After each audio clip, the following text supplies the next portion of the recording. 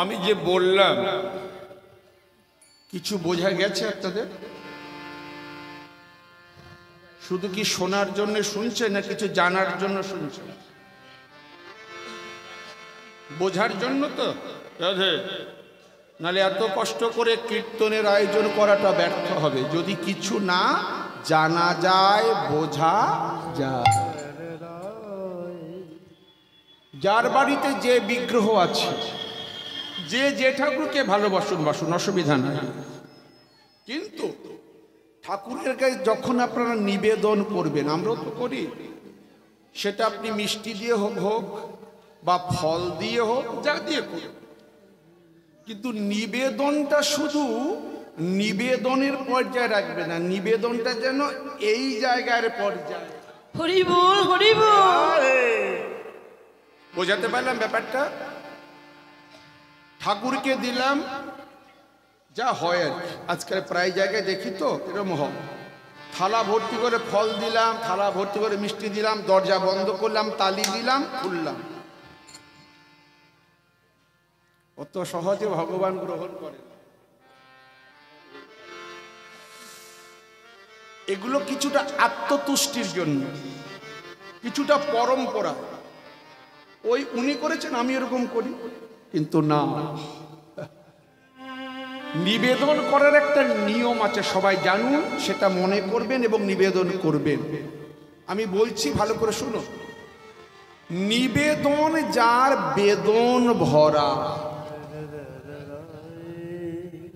নয়ন ভরা জল, হৃদয় ভরা ভালোবাসা, জানিস তার জন্ম হয় রাধে রাধে।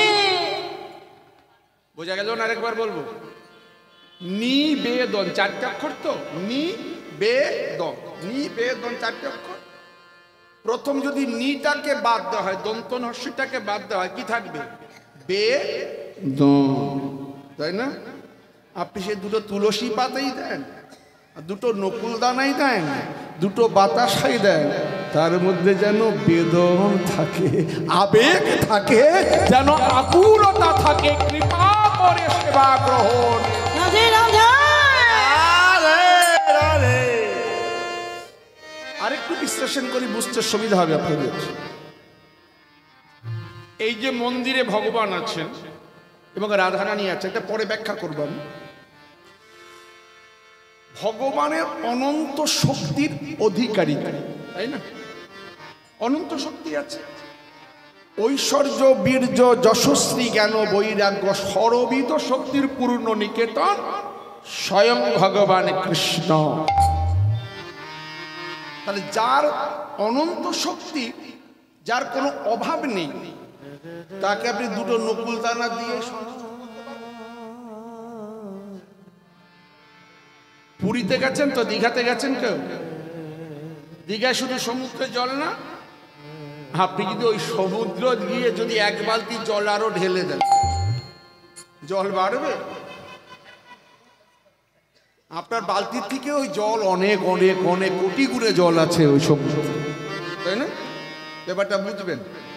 তাহলে যিনি অনন্ত কোটি ব্রহ্মাণ্ডের মালিক, তাকে দুটো বাতাসা, দুটো ফল, দুটো মিষ্টি, দুটো ফল দিয়ে তুষ্ট করা যাবে? কি মনে হয়, সিদ্ধান্ত কি? কি দিয়ে যাবে? ধরুন আপনাদের এই পাড়া, এই পদ্মবিলে একজন শ্রেষ্ঠ ধনী ব্যক্তি আছে, ধরে নিলাম, আমি জানি না সব, তিনি অতুল ঐশ্বর্যের মালিক, অর্থশালী, বিত্তশালী, পাণ্ডিত্যের অধিকারী। আপনি যদি তাকে তুষ্ট করতে চান, তাহলে আপনি কি দিয়ে তুষ্ট করবেন? সে তো সোনার হার, হীরের হার গলায় পরে ঘুরে, আপনি একটা তামার হার দিয়ে যদি তাকে তুষ্ট করতে যান, সন্তুষ্ট হবে? কি করে? ওই তামার হারটিকে যদি অন্তরের সাথে ভক্তির সহকারে নিবেদনের সাথে যদি তাকে নিবেদন করে, আমার মতন অধম যা পারলো তাই দিল, তুমি কৃপা করে গ্রহণ তুমি কৃপা করে, বোঝা যাচ্ছে? রাধে, গ্রহণ করো, তুমি কৃপা, তুমি ছোট গ্রহণ করো, তুমি কৃপা করে গ্রহণ করো। আমার কিবা আছে কিবা দেব, তুমি কৃপা করে গ্রহণ করো। কথাটি কেন বললাম? ভগবানের সব আছে, কিন্তু ভগবানের কাছে প্রেম ভক্তিটুকু নেই। বুঝতে পারছে সবাই? ভগবানের সব আছে, কিন্তু প্রেম ভক্তিটুকু ভগবানের কাছে নেই। সেটা আছে কোথায়? সাধু গুরু বৈষ্ণবের হৃদয়ের মাঝে, ভক্তের হৃদয়ের মাঝে প্রেম ভক্তি বিরাজ করে। রাধে রাধে। তাহলে ভগবানকে যদি আপন করতে চান, যেমন লোকনাথ গোস্বামী নিবেদন করলো নয়নের জলে, এটা হচ্ছে শিক্ষা। যদি কেউ নিবেদন করতে চাও, দুই নয়নের জলে হৃদয় দুয়ার খুলে তাহার চরণে রাধে রাধে। হরি বল, হরি বল, হরি বল। কীর্তন শুধু শুনবেন না, বাড়ি গিয়ে আচরণ করার চেষ্টা করবেন। এটা একদিনে দুদিনে হবে না, করতে করতে দেখবেন একদিন কৃষ্ণ বলে এ প্রাণ গান হরি বল হরি বল। হরি বল, হরি বল। করে দেখবেন বাস্তবে। আর যেখানে প্রেম জন্মায় না, ভালোবাসা জন্মায়, সেখানে আর অন্য কিছু দরকার হয়। আমি তোমাদের ওই মন্দিরে ঠাকুর রাখবো না, আমি এই হৃদয়ে মন্দিরে ধরে রাখবো। কিছু না পারি, দুটি নয়নের জলে তো তার চরণ ধোয়াতে পারবো। গোবিন্দ তোমার তাই তোর হরি বল হরি বল। রাধে রাধে। আপনারা শুনলে অবাক হবে, যখন লোকনাথ গোস্বামী ভিক্ষায় যেতে, দুটো ঝুলি থাকতো, একটা বাম কাঁধে একটা ডান কাঁধে। এই ডান কাঁধের ঝুলিতে মধ্যে আমার গোবিন্দকে রাখতে, আর বাম কাঁধের ঝুলি ধরছে ভিক্ষার ঝুলি, আর বক্ষে হচ্ছে কৃষ্ণ নামের। হরি বল হরি বল।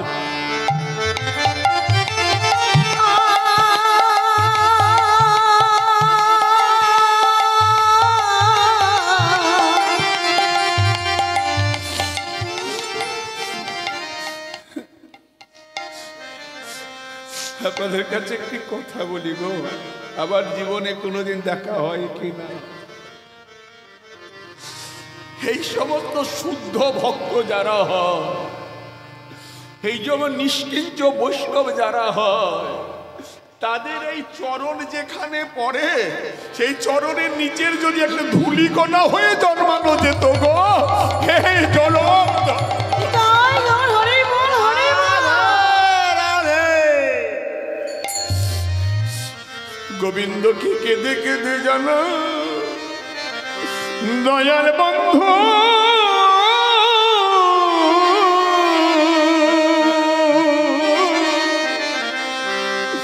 তোমার চরণে নিবেদন জানা, নিবেদন জানা।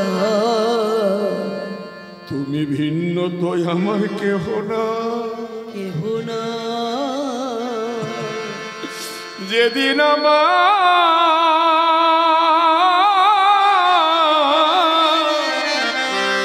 দেহ খাঁচা হইতে প্রাণ পাখি উড়ে যাবে, উড়ে যাবে। হে গোবিন্দ, সেদিন আমায় ভব নদী পার করে দিও।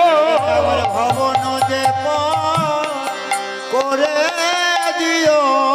ভব নদী পার করে দিও। আমায় সেদিন জানো যেও না ভুলে, আমার ভবন যে পার করে দিও। তুমি সেদিন যেন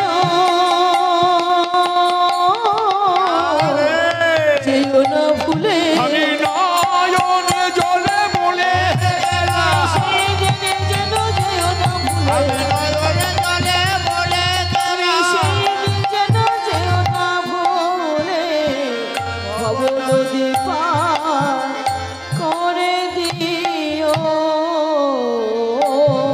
যার কৃষ্ণ তার সর্বশাস্ত্রে কয়। আরে ভক্তি যার কৃষ্ণ তার সর্বশাস্ত্রে কয়। ভক্তি যার বলেন, বলেন, কৃষ্ণ সবাই তার বলেন, সর্বশাস্ত্রে কয়।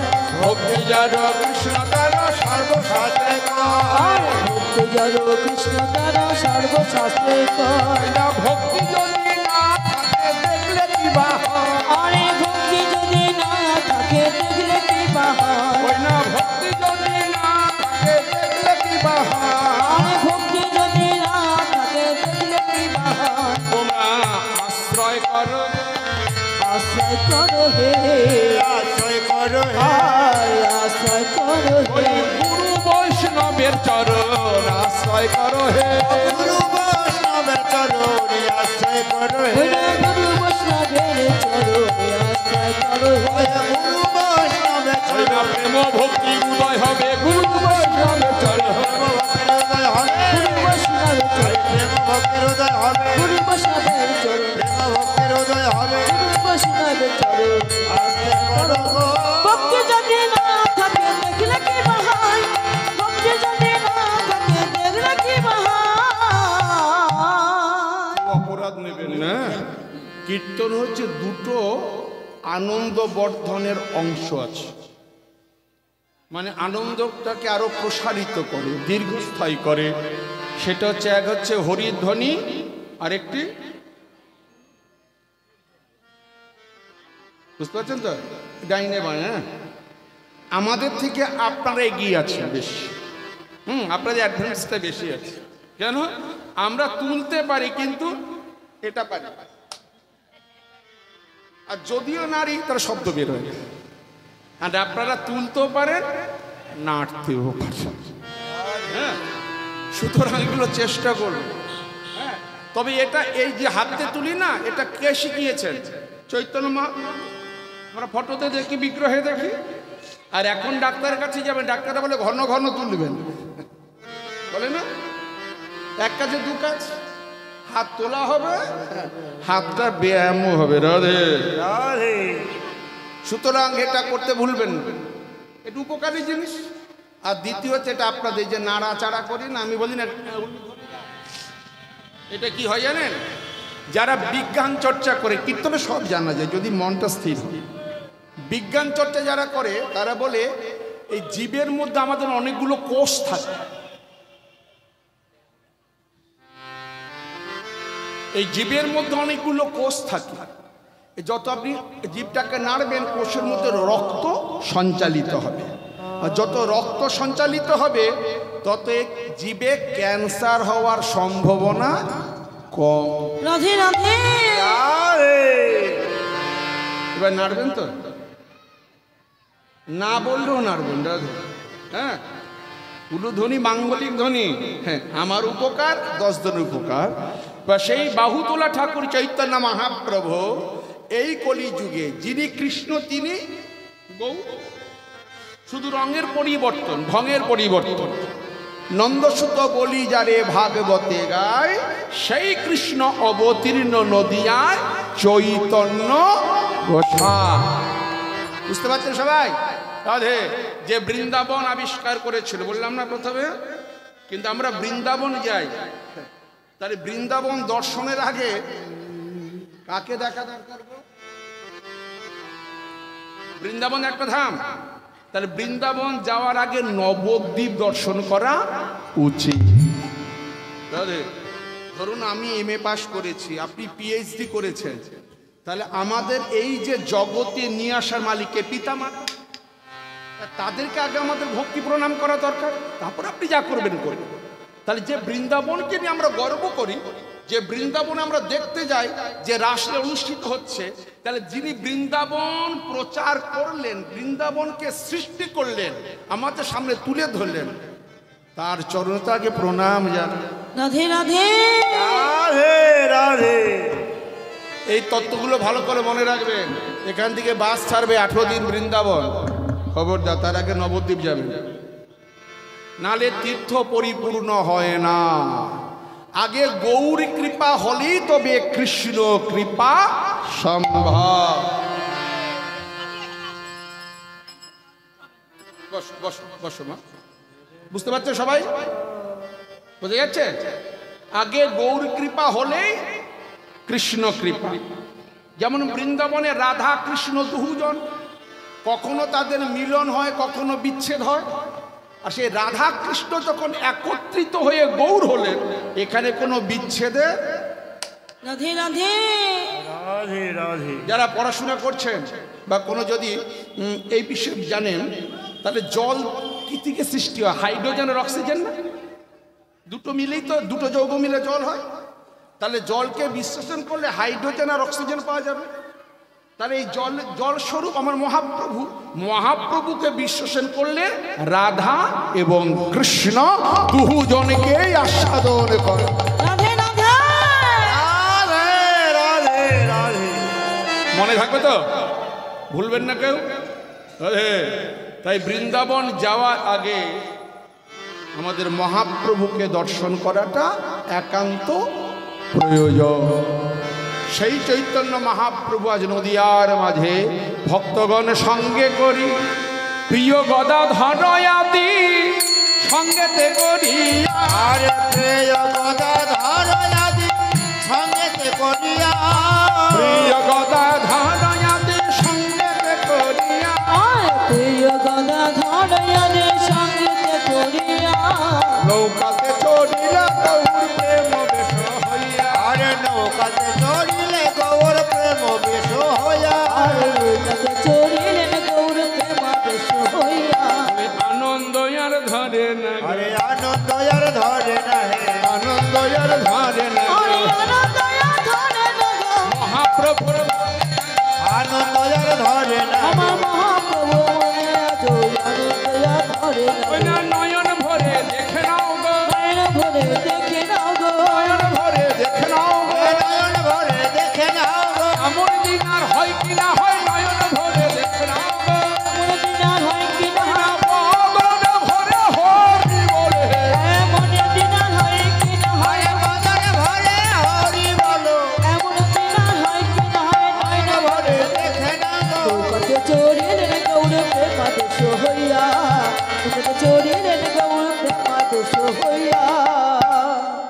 যেই ভক্তগণকে মহাপ্রভু পেয়েছেন আর আনন্দের সীমা।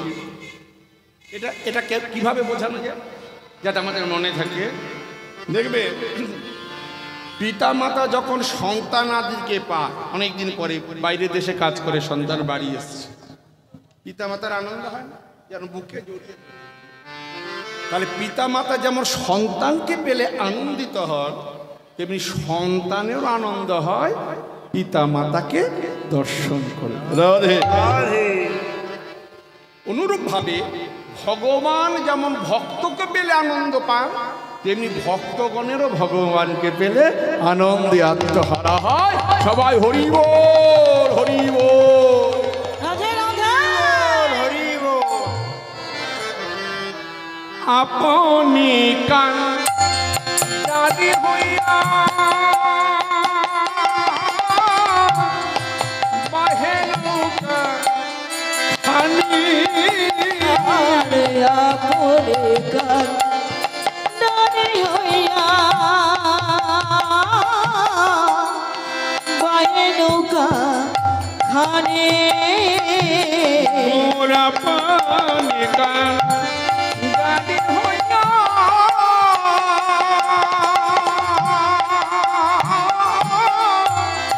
বাহে নৌকা খানি। আরে আপনে কান্ডারি হইয়া বাহে নৌকা খানি, ডুবিলা ডুবিলা মনি সবে পানি। ডুবিলো ডুবিলো বলি সিঞ্চে সবে পানে, বলি তরি বুঝি গেল গো ডুবে। ওরে তোরি ডুবি নৌকা মনে হয় ডুবে গেল। গেল গো ডুবে, বলি তরণী বুঝি গেল গো ডুবে। ওরে করনে বুঝি গেল গো ডুবে, এবার নয়ন ভরে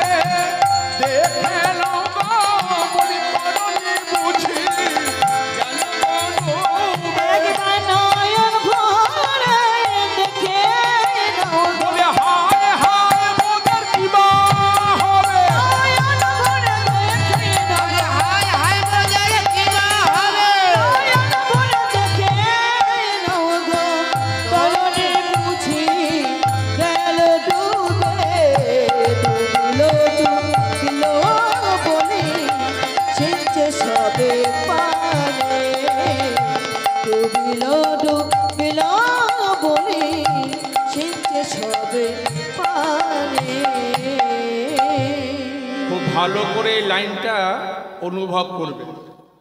মহাপ্রভু সুরধুরী গঙ্গায় মাঝি হয়েছে। এবার নৌকাতে কারা আরোহণ করলেন? শ্রীবাস, গদাধর, নরহরি, অদ্বৈতাচার্য, মুরারি গুপ্ত, গৌরীদাস পণ্ডিত প্রভুক ভক্তবৃন্দ। যখন মধ্য সুরধ্বনিতে নৌকা গেল, তখন আমি বললাম না, ভক্ত পেলে আনন্দ। মহাপ্রভু এমন নৌকা বাইছে, এমন তরণী বাইছে, একবার নৌকাটা বাম দিকে, একবার ডান দিকে, একবার বামে কাত হয়, একবার ডানে। এখন নৌকা যদি কাত হয় তাহলে গঙ্গার জল এমন ভাবে গঙ্গার জল নৌকাতে উঠছে, মনে হয় নৌকা মধ্য সুরধ্বনিতেই তলিয়ে যাবে। এই একটা ঘটনা ঘটছে আছে। এই দশা দেখছে কারা? তীরে দাঁড়িয়ে দাঁড়িয়ে গৌর বিরুদ্ধাচরণ করে যারা, যারা হরি নাম ভালোবাসে না, কৃষ্ণ নাম ভালোবাসে না, সাধুগুরু বৈষ্ণবকে নিন্দা দেয়, তিরস্কার করে, তারা বলছে এবার দেখ নিমাহের নৌকায় উঠেছিস, আর বাড়ি ফিরে যেতে হবে, ওই মধ্য সুরধ্বনিতেই সলিল সমাধি হবে। এ কথা শ্রবণ করে কোনে এক সাধুজন বলে উঠলে, রে রে মূর্খ রে, ভগবান যে নৌকার মাঝি হয় সে নৌকো সহজে ডোবে। হরি বল, হরি বল। তো ভালো কথা না? আর ভগবান যে নৌকার কান্ডারি না হয়, অল্প ঢেউতে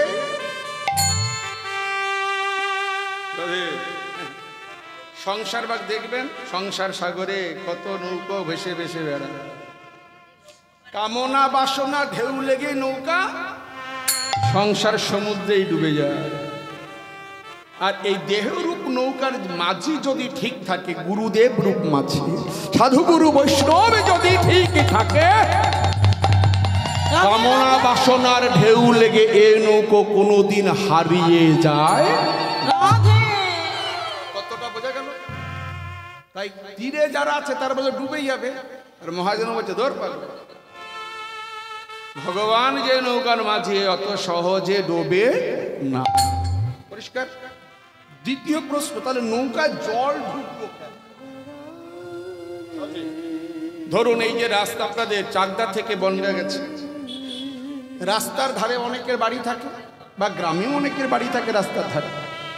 এবার ওই রাস্তা দিয়ে যদি আপনার গুরুদেব চলে যায় বা কোনো আত্মীয় চলে যায়, আমরা মনে মনে ভাবি না, যদি গুরুদেব আসতেন একটু চরণ সেবা হতো, যা পেতাম দুটো সেবা দিতাম, মনে ইচ্ছা।